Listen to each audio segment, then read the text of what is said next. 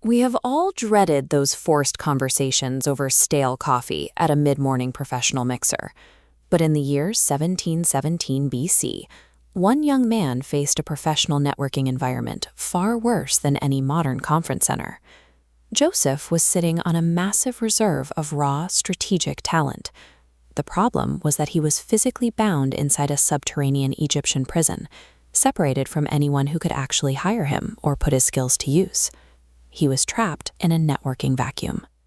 This is a career trap where competence is rendered moot because you lack any path to the decision-makers who can act on it. Escaping this kind of isolation is incredibly difficult.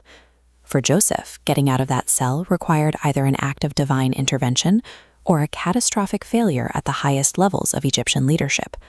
His situation represents the ultimate career dead end. You can be the most capable person in the room, but raw talent has little value if you cannot get it in front of executive leadership. The CEO of ancient Egypt, the pharaoh, was known for a volatile management style, and one sudden temper tantrum from him reconfigured Joseph's trajectory. This chart shows the corporate hierarchy of ancient Egypt. Right below the pharaoh in the C-suite tier, you find two key executives, the chief of the butlers, essentially the VP of beverages, and the chief of the bakers, the VP of carbs. Both of them somehow manage to offend the king. The immediate consequence is a sudden demotion. Pharaoh strips them of their power and banishes them to the exact same prison housing Joseph. A butler in this era served as a highly influential royal cupbearer. A cupbearer was an elite officer who had daily, intimate access to the king to ensure his drinks were safe. In a stroke of administrative irony, the captain of the guard looks at his prison roster and assigns the highly competent Joseph to serve as the personal attendant to these disgraced executives. This structural collapse provides a solution to Joseph's networking vacuum. His prison sentence has transformed into an exclusive, closed-door opportunity with the highest levels of government. The predictable prison routine breaks when both the butler and the baker experience vivid, deeply troubling dreams on the same night. Joseph approaches their distress as a strategic consultation. He identifies his high-profile client's extreme anxiety and steps in with his unique skill to solve their problem. He executes his pitch. Joseph listens to both accounts and accurately interprets the dreams, providing a definitive answer to these anxious executives.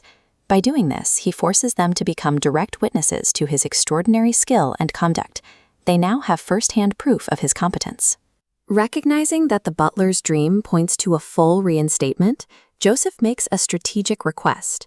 He explicitly asks the butler to recommend his case to Pharaoh once he returns to power. Joseph leveraged his specialized skills to solve a VIP's immediate crisis, then followed up that value with a clear request for career preferment. The events of the next few days verify Joseph's interpretations exactly. Pharaoh reinstates the butler to his former executive position. The baker, however, receives a fatal severance package. He fails to survive the royal purge. But verse 23 delivers a painful punchline. Despite the accurate prediction, the butler forgets about Joseph the moment he walks back into the palace. This is a case of executive ghosting. It happens when a lower-level employee delivers critical value during a crisis, but is abandoned once the VIP situation stabilizes.